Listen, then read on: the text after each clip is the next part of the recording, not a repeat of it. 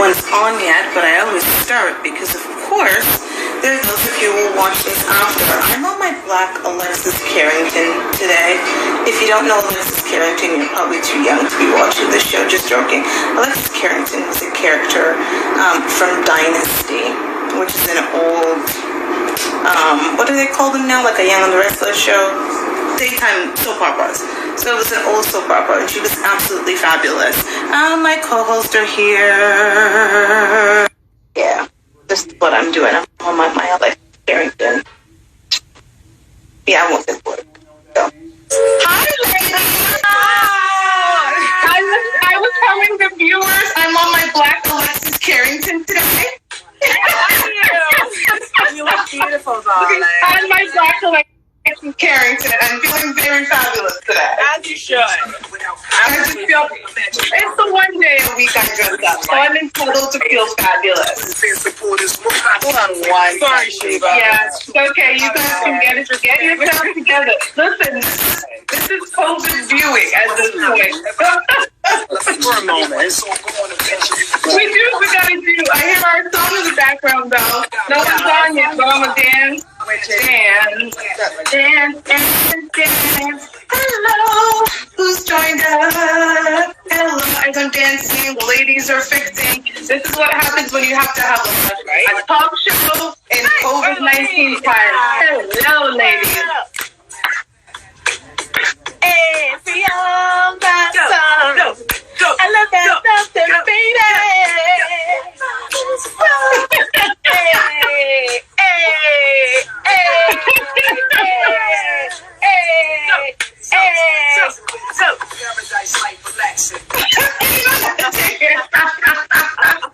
Girl, 100 all day, right? Every day. This is the life we have now. So this is gonna be. You know what I realized that we do every week, and we actually don't do every week is we actually don't introduce ourselves because apparently we think that everybody knows us. So for those who don't know us, we're always gonna start in alphabetical order. So go first. Okay, so hi everybody watching. Thank you so much for tuning in today. My name is Garcia, and I am one of the co-hosts to this wonderful show, Not Your Typical Girl Talk. And I am a mindset coach. I'm a musician, and I love my sister friends here. So that's who I am. Right? Hello, everyone. My name is Telly. I am also a wonderful co-host with my beautiful sisters here for the clearly the #1 show on the Instagram, not only but all around the world. Plug in, you know what I'm talking about. Not Your Typical Girl Talk. Come on, I am also a fitness advocate and a musician. That's it. And for those who don't know, these ladies are sisters. So that works too. That part. There's me. I'm Toshiba. I am a consultant at Billings Consulting, clearly a co-host of this show. I'm also now, I guess, in some way an author because I recently published a book. I'm a lover of life and friends and can't wait to go outside. Right? that is a concept. So that's going to be interesting because we are going to actually talk about what it will be like once we're finally outside again. So our topic today basically is life after COVID. Where will we be? Yes, that is such a topic. Like it that. There's a lot. I think it's going to be an interesting chat today. It's going to be very interesting. So if you are watching us, we're going to do something different. I mean, we always encourage now that we've had to change our platform to Instagram that if you want to take part in the discussion, when you logged in, you would have saw something that said request to join. So you could always scroll up to your name and request to join if you want to make a point about anything that we're saying or just be a part of the conversation. We're all about it. So we're going to start off with, I guess, something that in our lifetime, when we think back about our lifetime, was a very significant act in our lifetime. So, and that's 9/11. And we're starting with 9/11 because, you know, when I think about my 40 years on this planet, I would say 9/11 was one of the biggest impacts. And you start thinking about what was life before 9/11? Yeah. Yeah. Exactly. So much easier. Exactly. Especially travel-wise. Well, that's the thing. So It's easier I know that, like, when we bought this up, when we were chatting, I said to Toshiba, I was like, you know, if we want to know what the world will be like after COVID, we have to look at 9/11 and see the changes that happened before. Now, for the same thing, Toshiba, 9/11 happened at a very interesting time in life. You know, if you're 40, like us, you were in your, you know, you were either early 20s. You know, your early 20s, you were either in school or maybe you just got your first, like, you know, cool job. And it was the time for us, it's a time of, like, new beginnings, new chapters starting. And we were very sure of our security, you know, for the most part. I know for me that I never worried about people taking over a plane and taking it hostage and putting it through a building. That, like, that would have been never crossed your mind. Exactly, would never crossed my mind. It would have been it's a scene out of a movie. Right. Nothing you would like, think of happening I remember, in real life. you know, just quickly, I remember where I was. I was in school, my journalism class, and it was, funny enough, our journalism news class. So we were sitting in the studio, myself and another girl. We got there really early, and we were sitting there, and one of our friends, Marlon, he ran in, and he was like, yo, did you guys hear what just happened? We're like, what? And he's like, a plane just flew right through one of the Twin Towers in New York. And we're like, what? So we thought someone must have been, what? The pilot was drunk? Something, you know, like, we had no idea. We ran up to where we knew a TV would be, and the only TV we knew of was, of course, the college pub. So we went into the pub, and by this time it was packed. People were always, you know, just all around trying to get to the TV. We look up at the TV, and we got there just in time to see that second plane go through. And I will never forget the terror. I had never felt, to know that that was real. This was not an action movie. This was not a sci-fi. This was real life in a city that we have all gone to and loved and enjoyed and considered to be safe. And to see that happen to thousands of people and to see the aftermath of what was happening to these poor people in those buildings. Yeah, just to hear the stories of people like jumping through the windows and one of the worst people on fire and calling their loved ones to say, you know, this is it, goodbye. Like, just, it was horrific. And you think about it, and you think, and you know, I hear you say that. You know, this morning I was watching people who are saying goodbye to their loved ones over Facebook.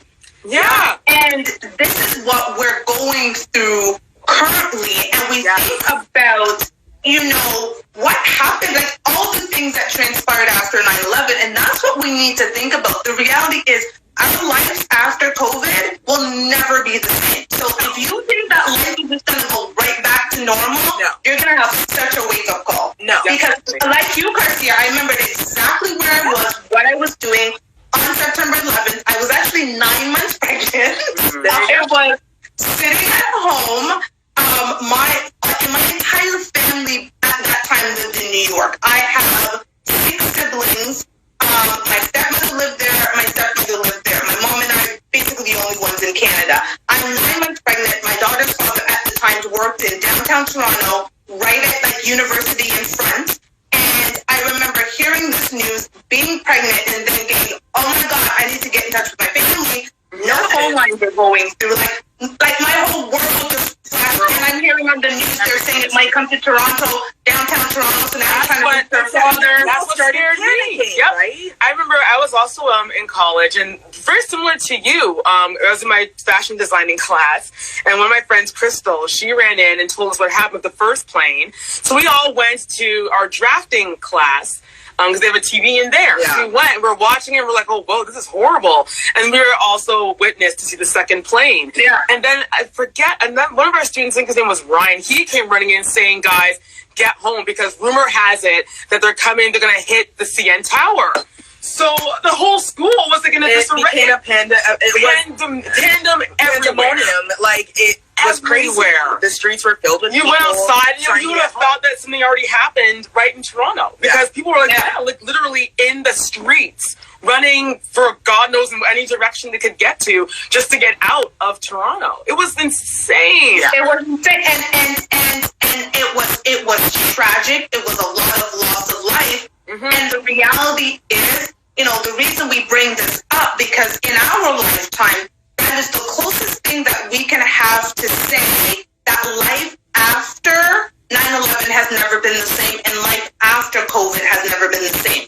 And you think about the relationship with the countries and everything that happened, weapons of mass destruction and everything that happened after that. And we're going to talk about this in a later show, but even the relationship between countries changed. And, again, we'll talk about this in a later show, and we'll, look for people to give us feedback, but what will the world's relationship with China be after this, right? And what was the world's relationship with Iran and Afghanistan after 9/11? It completely changed the world, and the world that as we knew it.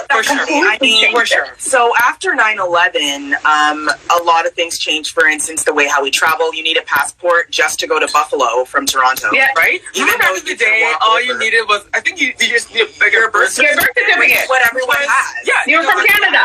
You already got that. You have to pay that $125 or whatever, $75. Go out to show your birth certificate. But even you think about people, like I had a friend, he was the first person to come to me and say, times have really changed. When 9/11 happened, of course there was a stigma against, having, looking as looking like an Arabic or looking like and going to the airport, it was very stressful. I had an Italian friend who, over the summer, he went to Italy. He carries a really good tan. He was like, you should have been through the stress I had to go through. They kept on asking me where I'm from. They kept on asking me, what this means or that means. Yeah, because they were like, and it's true, he did look like, like he was Armenian or from, an Arabic country. But there was a lot of changes then. He learned that he was like, I'm just always going to shave before I get on a plane. Oh boy. Because if I shave, then they won't think. So that immediately is a change, right? Yeah. And it's a change that you have to adapt to this new normal. Life isn't as we know it. You got to take your shoes off. Yeah, you got to take your shoes off. You got to take everything off. People are searching up your my Alexis Carrington. Your face. I'm like, wait a minute, where she was saying? She was just all about her. She's like, which, you know what? Girl, why not? Absolutely. I'm in the house being a black Alexis Carrington. I'm serious. This is where we're at. Listen, my mother is a person who's like, you dress up when you're alive, don't make them choose your clothes when you're dead. And the reality is, I don't know when I'm able to wear this dress outside. So you're going to see the photo shoot I'm having after this. Okay? As it should be. You know what? The thing is, and this is the thing. Now, I love it.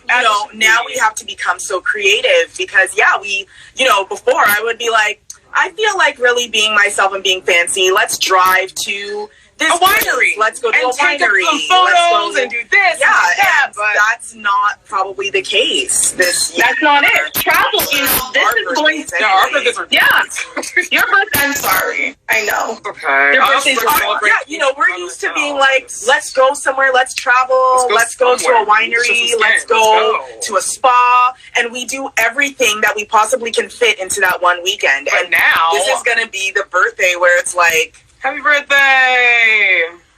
and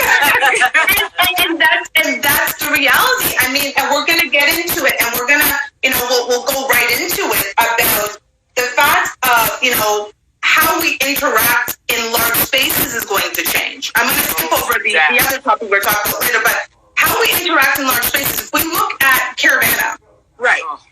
Caravana in its 52-year history has never been canceled. This was the 53rd Caravana. Never been canceled. And it's been canceled. Like, it's written off. And I know that this is, listen, we are reading, and hearing from the mayor of Toronto that, basically Toronto is losing $65 million a week.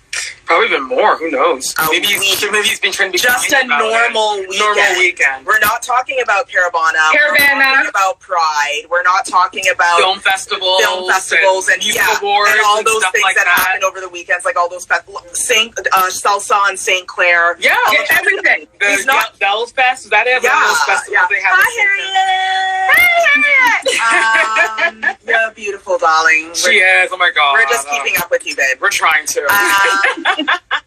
We're trying to keep up with this girl. It's changed. So It has changed. you look, and the reality is, you know what I keep saying to people? People are saying, well, there was SARS, there was this.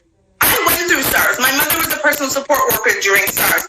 All of these festivals still happen during SARS. There was still Caravana. There was still Pride Fest. There was still everything. Rolling Stones came and Rolling Stones gave us a big old celebratory party because we made it through SARS. Yeah, we literally had, I think, 500,000 people in one space. But this is so much more different. This is not SARS. This is not the flu. This is completely different. And like you know it. Animal. I've been in Canada since 1989, and I remember going to Caravana as a kid, coming from Jamaica on University Avenue. Mm-hmm. You know, my daughter is now 18, and she was ready for her, as she calls it, hot girl summer. And it's not canceled. Girl, I mean, I feel her pain. I remember, like, one of the things. I feel her pain. Yeah, one of the things I love about. I feel it. One of the things that I love about summer is. And I don't consider myself a boat person, but I remember one summer we actually got the opportunity to go on a bunch of speedboats. So I was like, why not? Let's go live our best Miami Vice life. Girl. And it was actually, I was like, it was cool, right? I understand why rich people enjoy it. I see why, yeah, girl, the yacht life is the best. You know, you get someone that actually knows how to do it. And it's like, okay, on the nice summer day in your lovely maxi dress, like what you're wearing to shoot and you know, you're just chilling. The sun is beating down on you. It's great. Taking all that vitamin D. Summer in Canada is actually beautiful. Very nice. The best.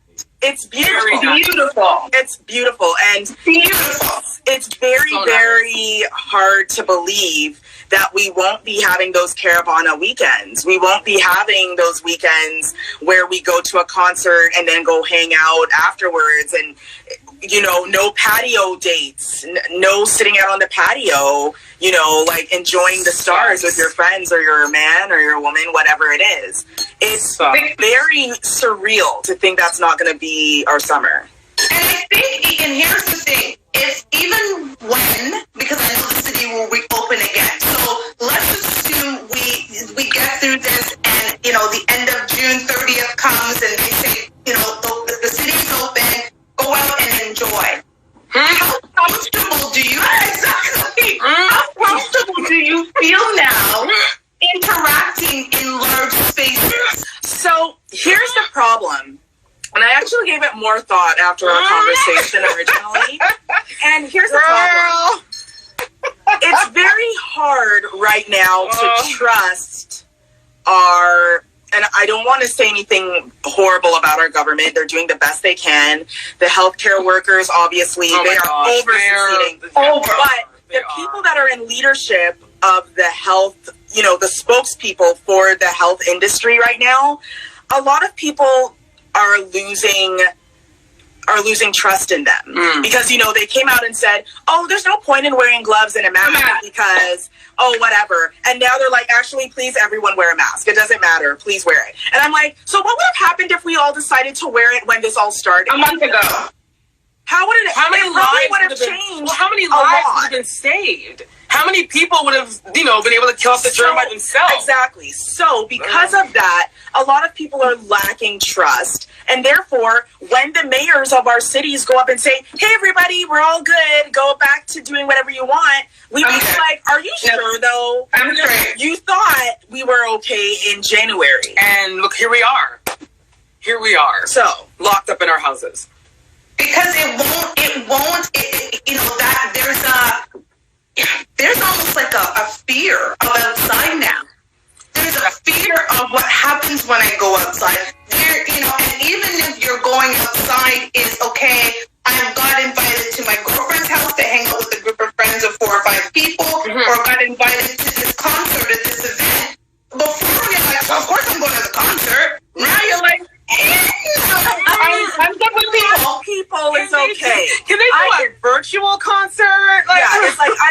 to my friend's house with the 4 or 5 people. Yeah, because you know them. Yeah, you're going to a house that is clean with a bunch of people that you know for the most part are healthy. Yeah. But going into big spaces again with hundreds and thousands of people that you don't know, and they're standing up shoulder to shoulder. And they're breathing the same air. They're talking in your face and spits flying. It's just, oh God. I don't know if people want to go back to that. So here's the thing. The new fashion trend might as well be blinged out masks, because if you're going to events, that's what you'll be wearing. Exactly. You'll be wearing an outfit. Masks are blinged out today. I don't know. Yeah, I think masks are going to be a thing to stay. I did say we were talking about this, and I was like, what if masks just become a part of our normal life? Like as normal as running shoes. Yeah, you put your sneakers on, put on your sneakers, put on your, you put on your t-shirt, clothes, and then on your matching mask. Put on your mask. Like maybe that might be the new norm. Always having to go outside with the mask on.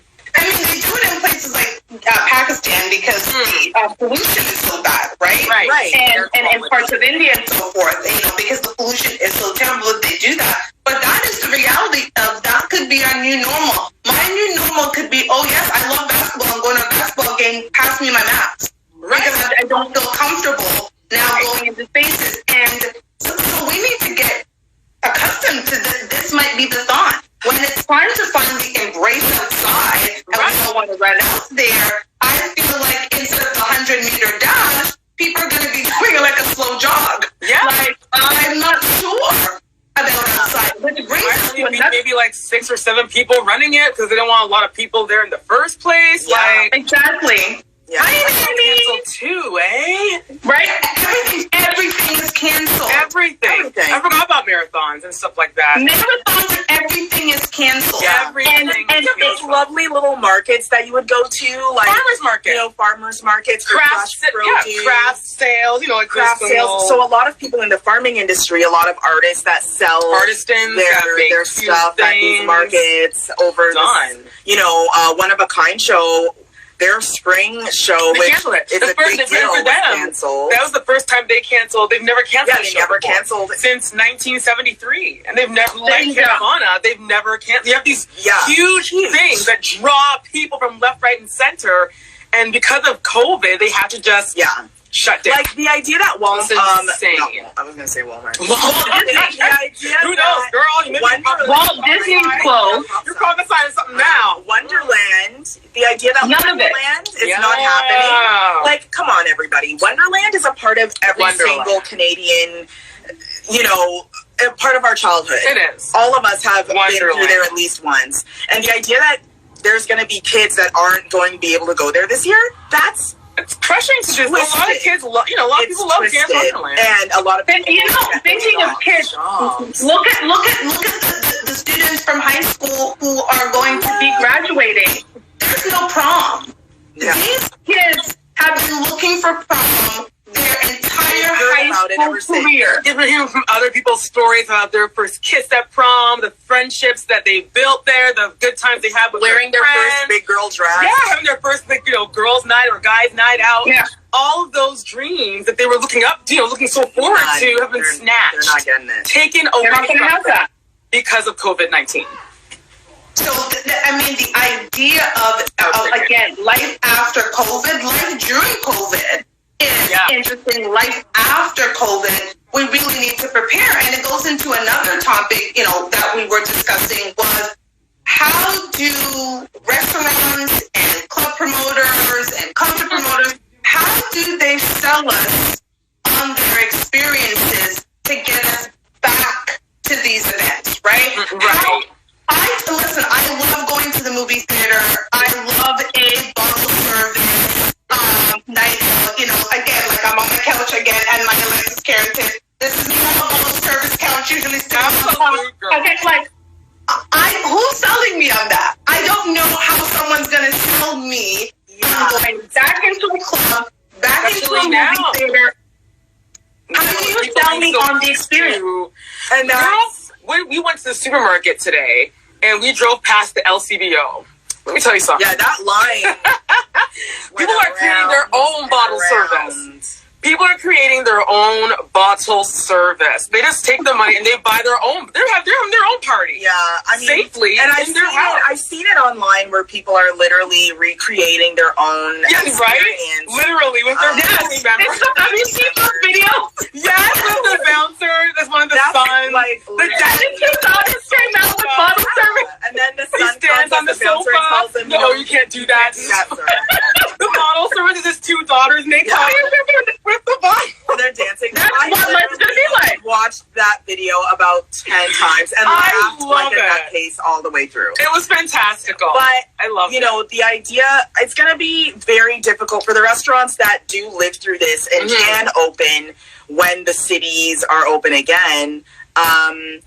What are these restaurants going to do to remind people of what life was like before? Because now people are so used to cooking that they're loving it. Yeah. People, and they're getting the time to. One of our girlfriends, because of all this going on, she's been on a cooking frenzy.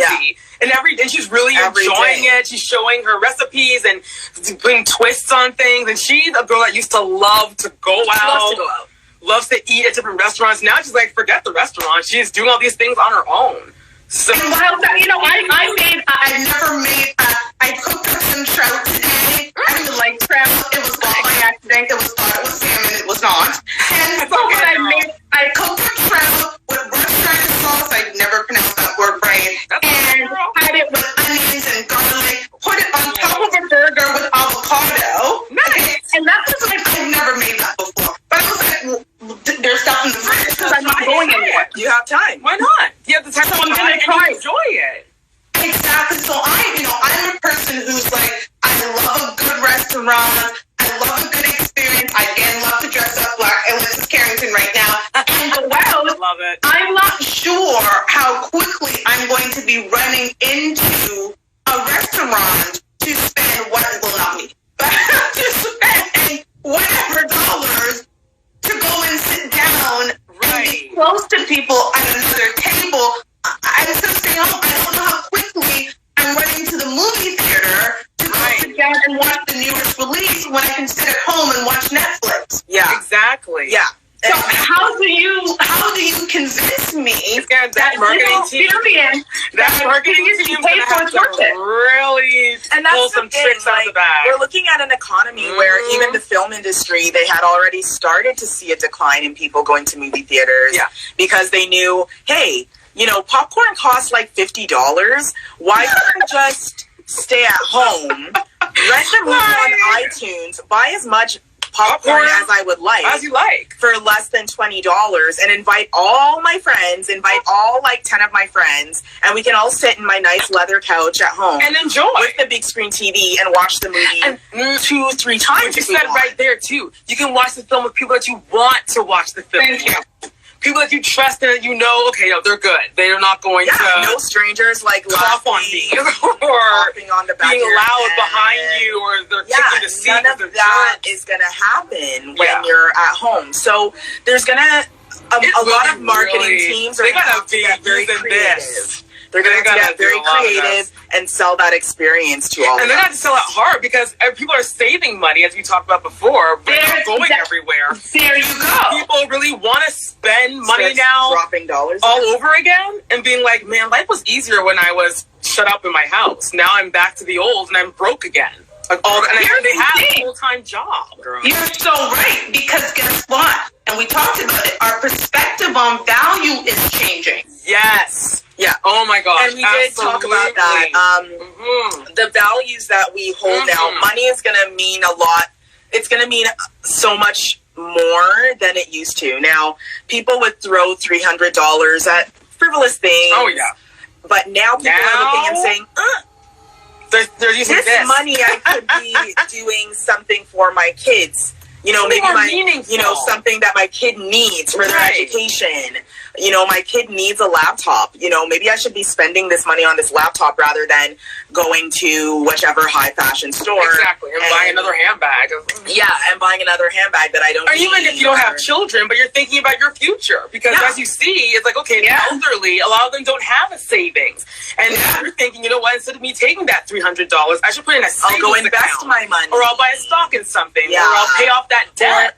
and get myself back in the red. Self-development. I'll put it towards my business to build up my business because I need to remarket my business now. Like money is gonna, I think, see more value. People aren't going to be very quick to spend frivolously because of what happened. This came out of nowhere. It was a swift. It shut down the world. Recovered from spending over Christmas. Well, that's it too. Because when they did the whole shutdown, it was around like early March, February, and people were still paying back Mr. Visa and Mr. MasterCard from the Christmas stuff. Yeah, from Valentine's and all this stuff. Some people haven't recovered from those days. So when you think about that, it makes you think. It's like, oh, poor guy just spent $1,000, dropped $1,000 on his wife or girlfriend over Valentine's weekend. And then this happens. It's like, oh, now what? So your balance, the value, and again, when we add the experience and the value, you're going to start weighing things before you didn't think of, what? There's nothing wrong with once a month me going and spending a lot of money at a high-end restaurant, or I'm going to go to this club and do bottle service and do whatever. Now you're going to hold on to that $300-400 and go, I don't think so. I don't think so. I agree. I think the only people that will start to maybe see some money coming back is obviously our hairstylists and our nail techs, our brows and nails. They're going to see a lot. I think people are going to be a bit more. I think that whole nude. I think the nude look is going to come back. I think people are going to be so used to seeing their nails, the bare nails and the bare nails. They'll be like, just kind of keep everything neutral. Yeah, a neutral color. Nothing too crazy. Not saying we're all gonna look like Katniss in from Game of Thrones or nothing. Oh wait, God. I know what you're talking about. Katniss Everdeen. Yes. I don't even want to go on and say we're going to be like that. I really hope not. I do feel that a lot of people are going to start maybe saying Hunger Games. Yeah, Hunger Games. We're going to probably, a lot of us will start wearing gray because we'll be like, there ain't nothing wrong with wearing gray every day. Because, we've gotten used to this sort of thing of comfort. Putting on jeans is a luxury. It is. Putting on, a dress is a luxury. So it's changing. After 21 days, it becomes a habit. So, and this is more than a habit now. Isn't this like the 5th weekend now? We've been trapped. Don't say trapped. We are not trapped. We've been trapped. Some people do certainly feel like they're trapped inside, but the reality is, again, when it's time to go outside, if you think that it's going to be what it was for you in March, it's not. It's so different. If this only lasted like 2 weeks, then yes. But we've been in this situation too long. There's no going back. Yeah. That last day that you went out with your friends, the last day I went out, it was a Wednesday. It was a Wednesday, March the 11th. Yeah. I just got my hair done, and we were going to go to an event. I think it was the Black Women's. No. That was going to be the next day. That was the next day. Right. That was part of the summit on the 12th. Yes. Right. Yeah. That's the next day. Yeah, we were going to my business, personal branding. Right. Girl had, yes, okay, yes. And Monique. Yes, had an event. And we were on our way there. And that's when they said you got the email. And then got an email. And they had canceled it. We were canceling it. And that was the beginning of where we are now. It's just a chain reaction. 4 weeks ago. 4 weeks ago when everything just went like it halted. Everything came to a halt. Yeah. It was insane. Yeah. And to think that we're gonna go from down here to back up here, it's not gonna happen. But the interesting about COVID is it's definitely creating some revelations, let's say. And we're gonna talk about 2 revelations in the interest of time. One revelation, which is no surprise to us as Black people. Okay. We don't experience it because we live in Canada, but it's no surprise to us. Is this, newfound revelation that I feel like Trump is just aware of the fact that there's a disparity in the American healthcare system when it comes to race. Yes. And Black people in America make up about 12%. Give or take. Yeah. Give or take people. This may not be exactly right, but it's roughly, 12%. So somewhere around 35 to 40 million people. But they're making up, depending on what state you're in words of 40% of COVID deaths. In Illinois, I believe it was 72%. Yeah. Of COVID deaths are people of color. Yeah. And yes, we have underlying issues and so forth and so on, which is the thing. But they have to start thinking, why do we have these underlying issues? And I know I was watching the news yesterday and they were asking if they're going to keep those stats in Canada. And I kind of stepped back and I was like, we have free healthcare. And that's like the first part. That's the thing. I know there's something about I feel better, I can breathe better knowing that if I can't breathe, one day I can take myself to the hospital. When my daughter was younger, she had a cough, she had an ear infection. I took her to the hospital. As much as my mom, she was with my mom, she took her to the hospital. When you have no money, when you don't have a medical system that really cares about you because you have no money, because you're on, Medicare or the HMOs and you don't have work insurance, the reality is you're treated very differently. Therefore, you're treated very differently. You're not the first to be seen. You're probably the last to be seen. With a crying child with the air raid, you're deciding whether or not this is as important as paying your bills and putting food on the table. Of course, there's a disparity. Yes. Of course, surprise, America. You have a healthcare disparity when it comes to Black and brown people.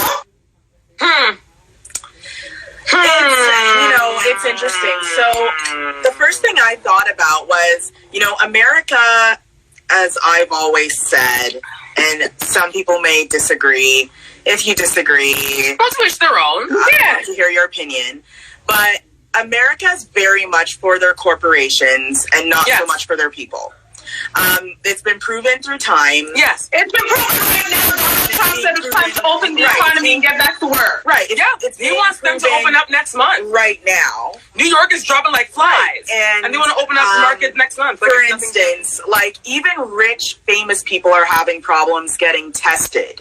Much more poor people in, people of color. Yeah, and these are famous white rich people, and they can't get tested. That can barely get tested. So if they're having issues, I don't even want to imagine what it is for Sister Girl who lives in Illinois, and who has 2 kids and who has to go to work every day because she's a cashier, at one essential job, essential job, or she's a nurse, that's working those 16-hour days with COVID patients. It was heartbreaking when we were watching CNN and they talked to that one guy who's a bus driver in Detroit. And he just dropped. He takes that, I think, a week before. Yeah. And then the next week, because someone was hacking their lungs off in the bus he was driving. And then a week later, he just died. He passed. It was heartbreaking. And, the U.S., I do hope, and this is why I'm not American, but if Americans are listening, guys, please vote. Please vote in the favor that's best for you, because we are seeing what happens when people that should not be in leadership are in leadership. Clearly, there's a problem. But that's a good point. I mean, right now, the future of America lies in the American people's hands. And it's their choice. They can either go left or they can go right. They can continue to stay in the relationship they're in with their president and continue on with this lifestyle they're living, or they can make the right choice and vote for someone else. Yeah, I'm not saying, I'm just saying. I mean, No, you are saying. The reality is, every day when I watch, because I like to watch, I watch Trump, and I will watch, Trudeau, and, Tory, and all these people that we have, but, every day I go up, I was actually reenacting Trump this morning, because I can tell what he's going to say. Yes. Every day. Yeah. It's the same thing. It's either it was Obama's fault. Always. He knew this was coming. He was prepared. Of course he was. We're doing just fine. The numbers show.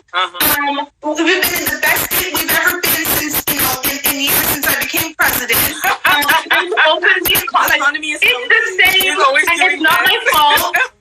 Fake news. I'm not wrong. This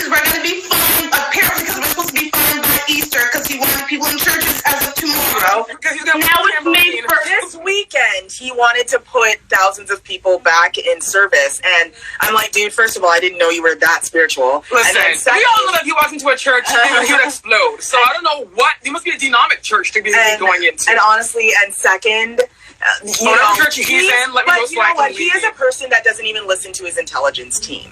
So he actually has no idea what's actually happening. Okay. I really, truly do believe that he wakes up and he just walks up to the podium and he's like, okay, what kind of cool thing can I say today? Like, so imagine the fear you must have as a person of color who is in the United States right now, who doesn't have the means, and even if you do have the means, you're still a person of color under President Trump going through the worst thing that most people have experienced in their lifetime. This is the man whose hands your faith is in, because he's making determinations of where money should go, where this should happen. Like, and he, he stands there like, oh my God, I've got to look at these reports, like the disparity, and it's like, dude, is this a surprise to you?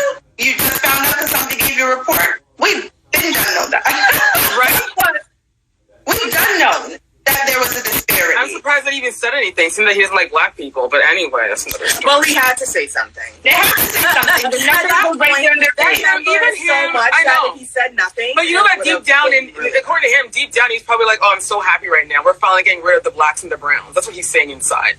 Like, everyone knows the man is clearly a racist. So it's just funny that he's actually saying things like, oh, there's a disparity. Like, dude, shut up. We already know. I mean, I get it. You're saying it because you want to show good face. But we already know that you're a hella racist. So your words mean shit. Because what are you going to do? Because the reality is, if you don't follow Sean King on Instagram, I would suggest people follow Sean King on Instagram. It's very enlightening. But the interesting thing is, people keep comparing what America's doing for its people against the other countries like Canada. And the fact is, you know what, people, there's people that I've seen complaining about the fact that we're not doing too much. You have a country who's giving you, girl, you see some of my timeline. Giving us free money. These people aren't money that we all worked for, but we're getting money that we don't have to pay for. And we're getting it off. America has not yet given the quote-unquote the one-time $1,200 payment that they were supposed to do. They haven't given it yet. And secondly, that payment can be reduced as much as 50% down to $600 for people who are poor. Let's just call it what it is. Poor people, they have reduced it to the point where if you were poor, you could get not just $1,200 to $600. One-time payment, where other countries like ourselves are giving monthly payment, wage subsidies, all these different things, and you would think that in this time of crisis, yes, we understand it's economic crisis. The problem with the U.S. is you've got President Trump, who's got two factions in his ear. He's got the healthcare people, so poor Dr. Fauci, who's talking to him saying you need to wait. Who has to who has to have all his notes vetted before he can speak now. Of course. Okay? Can't even and then you got the leaders of large businesses in another ear saying we need to open the economy. And we all know Trump is not a politician and he's not for the people. No. He's for big business. He's got big business in his ear, and you've got Dr. Fauci and the lady whose name I can't remember right now. Yeah. And they're both going like this, and he's going this way because the man has said it's okay to open the economy as of May 1st. Yeah. I'd love to know what gave them the authority to think that it's okay. Well, the thing is, they don't care if it's okay or not. Is it okay? The issue is that all they care about is what Dow and Jones are saying. Yeah, that's all they care about. They see those numbers. They see the red arrows pointing down. They want it back. And it's very depressing for guys that think like Trump. So he is saying Johnson & Johnson, Walmart, all these huge big corporation companies. These huge companies, they're saying, wow, this is 1920 Great Depression numbers right now.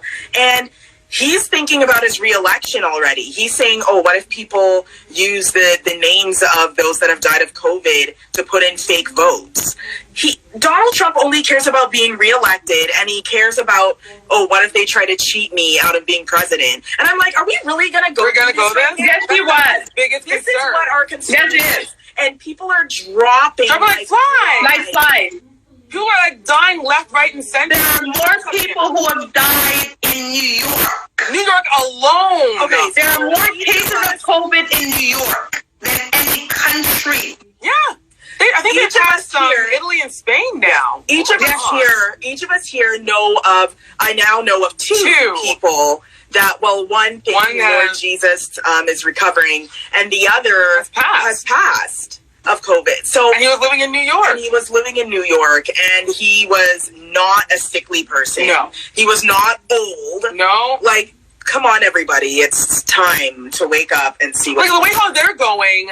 There won't be any people to vote for anything by the time this is done. If they open up shop, who's going to be left? Because that's what he wants now. Now, before he didn't want mail-in ballots. Now he wants mail-in ballots. But still not. I still am waiting to hear about what are we doing about this disparity that has been very, very clear now that there is a disparity in health care. Health care is a basic human right. Education and health care. It's supposed education, healthcare. But, you know, and I don't want to get down on people so much, but, you know, I remember when, you know, Barack Obama put up, you know, this idea of Obamacare. And, you know, he and the same doctor came to Canada. There's pictures. There's pictures. Go online. You can Google it, everybody. Yeah. Came to Canada and toured our labs because Obama was so fascinated with how we handle healthcare. They wanted to mimic that in the States. And when he bought that idea, when he bought that idea, there were lots of people that were like, this is stupid. I don't want it. They didn't want it. And right now, I know of Americans that are like, hell. They wish they had it now. I wish and I was like, listen, we pay taxes. We get taxed. However, it is worth it when things like this happen. And I know that if I had no money at all, I can still go to the doctor. Still go to the doctor. Still go to a doctor. I can still get that operation. I can still get my some medical prescription or something I need it. Exactly. Because I pay taxes. And I think that we should all be happy as Canadians. We live in old Canada. It's a privilege. Old Canada. Like, it's really showing and highlighting. It's a privilege. Thank you. Yep. It's a privilege, and you know what I'm saying? It's just crazy. But we're going to move past this one because there's another one that we're going to talk about in about 10 minutes or less, which I think will be interesting. Post-COVID 9 to 5 life. Because we all know and have friends who have likely been told by their boss that your position cannot be accommodated working from home. Say that again? What? Your position cannot be accommodated working from home. Oh. Okay, so that's interesting. So quickly, I remember. Okay. I remember many years past and working in tech, being overtly stressed. Just being in a room with other people working was so stressful, and I was just like, "Can I work from home 3 or 4 times a week? Oh, we can't allow more than maybe 2 days a week." And it's like, okay, but why? Like, I'm more productive when I'm at home. Oh, you can't. And it's funny because after leaving, now they had no choice but to let everyone work like from my home friend for the next, you know, however long this goes on for. Like my friend, she and her fiance, they have to cancel their wedding now, but she wanted to work from home. And she was at war with the CFO and her manager for months. They would not let her work from home, claiming that, oh, well, you know, there's certain aspects that have to be done in the office and they can't be done remote and blah, blah, blah, blah, blah. Although whenever she's sick, she can work from home. That was the stranger part. But now, with all this happening, I texted her a few weeks ago and I'm like, so, do you remember that time when so-and-so told you couldn't work from home? And she busted out laughing. It was like, Chantel. She's like, I don't know. And she said, Chantel, hope they know that I'm never sitting back in that office. And this is going to be the same words that many people in every single corporate office across the universe are going to say the same thing. Yep. They are going to say, I'm not going back to that office. I'm working from home 24/7. And there's nothing you can tell me to say that I can't because I did it during COVID. They're still running. No one's lost their bandwagon. Things are still being produced. Numbers are still going in. So what's the big deal? Why do they have to be in a building? And I do want to bring it up. There are a lot of newer companies that are 10 years or less, where I know, because I have friends that work at these companies, where they've never had a head office. Yeah. Never paid rent for one room because they've always been remote. Everyone, they have some people in Canada, some people in California and the States, some people working from Switzerland, some people working from Australia, and everyone, it's always remote. There's never a place where people get together. There's no head office. There's no nothing. It's all virtual. Right. And maybe some companies can actually, benefit from this because now they won't be paying, how much rent costs in Toronto? Okay, so maybe this is a good thing. I think maybe this is the best way for companies to survive this thing. I think so. It would be interesting. And my girlfriend Kemba's on. I know she's joined, and she's worked, and she probably won't join.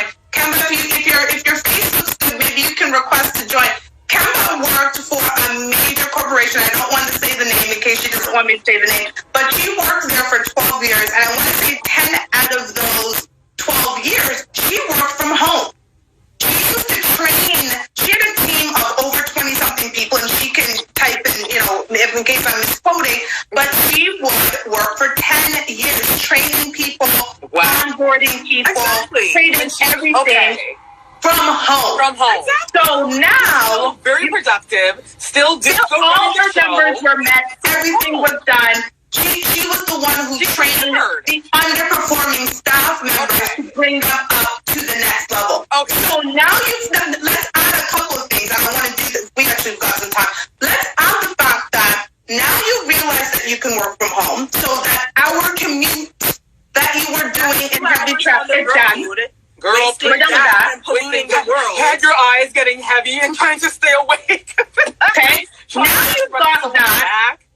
Add to the fact that there's going to be a fear of public transportation. So for those who are driving, now you want me to go walking through. This is what we're talking about. I smell up yourself, so that's my big thing. What I want people to get out, like, smell up yourself. Tonight you're gonna be walking through like a sardine. No, I'm not gonna do that. So I'm not gonna go, and I'm not gonna go on the subway. I'm not even gonna drive in my car for an hour. I'm gonna get up at 7 o'clock, have breakfast with my child, get my child to school, come back home, get myself together, and I'm at my desk by 9:15, being able to have a full productive day. Why would I want to go back? You told me I couldn't work from home. I proved that I can work from home. This whole 9 to 5 post-corona life, girl, and I love it. Going to be different. I love it. I'm glad that this happened for that reason. For that reason. Just the idea that you can do that, stick to that morning routine, which is so important. The idea that your lunch hour can be spent doing yoga or closing your laptop and making a nice meal versus just eating whatever crap on the street is on the whatever by the corner. You're stressed and you're angry. That stress of trying to get home before 6 to I gotta feed the kids. I gotta get home and do this. Get kids from daycare, right? Work daycare and all that. Right. You can work right up to 5 o'clock and then just close your laptop and turn around and say, "Hey, kids, let's go for a walk. Honey, let's do this. Who wants game night?" Yeah, game night. You can eat your dinner at 6 versus 8. I know those days. Your whole aura, physically, spiritually, mentally, you will be healthier. Everything changes for the better. Because you've removed that stress of rushing to and fro. And that's what I hate too. That you said so good. That's what I hate too with companies. They always say, they want to make sure that their workers are happy. But clearly their workers are not happy being stuck to their desk in a little cubicle where they can't even if you I used to work at a place where even if it was 3 of us talking, the HR would complain. Yeah. And it's like, okay, so we can't even talk to co-workers now? And then fine, okay. When does slavery come back? You don't want us to talk, then let me stay home then. Can I stay home then and work from my home and be at and I can have my headset on and I can call you on Zoom. Right. But because now apparently bosses have problems when people even gather just to say, hey, how was your weekend? They don't even want that. So the whole dynamic, and we've got 7 minutes, but honestly, post-COVID is changing. COVID is showing people certain aspects, good and bad, because there's some very bad things we can talk about. We're going to talk about in next week's topic some of the bad underlying things that are happening because of COVID. Right. However, when we talk about the good stuff in terms of COVID, people's eyes are being opened up to the fact that the life that I thought that I had to live, hold on. Girl, I don't want that life anymore. I don't need to. There's a better life on the other side of this, and I want that better life. yeah. And I want to be able to do those things, and I want my free time back. So I'm sorry, boss, I don't need to be in here at 8:55 and stay till 6:55 when I can be at home, not have to go through traffic. I'm looking literally. I can turn you around and I can show you. I'm looking at the traffic on the Gardner. Okay, there is not that much traffic on the Gardner. Exactly. I'm not. The sky is clear. Clear. We talk about not the pollution in LA. The world Pakistan, is India, feeling. China. Slow down. They shut down the damn factories. We can actually breathe in somewhat of some The air quality, decent air. The air quality, they said the change that happened even after 2 weeks it's miraculous. Like before, you'd have to drive way past Prince Edward County to see clear skies. Yeah, now, stars. You see it. now you can look I out can your own see it out window here. and actually Downtown Toronto. Yeah, you see You stars. guys see stars. You guys see a clear sky.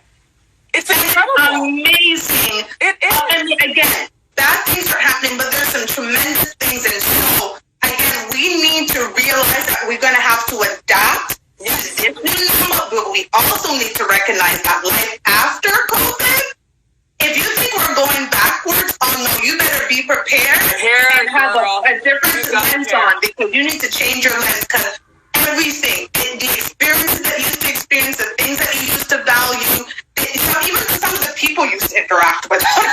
Yeah. There's just going to be a lot of changes going to happen, and we're going to go back for those who didn't see the first part of our show.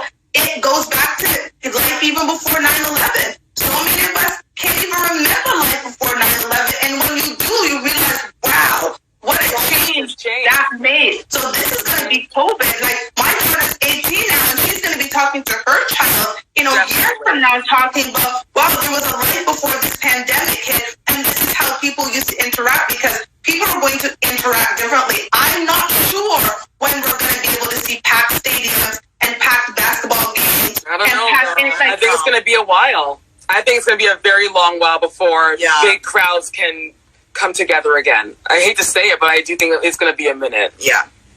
So, we've got about 3 minutes. Let's talk about our takeaway.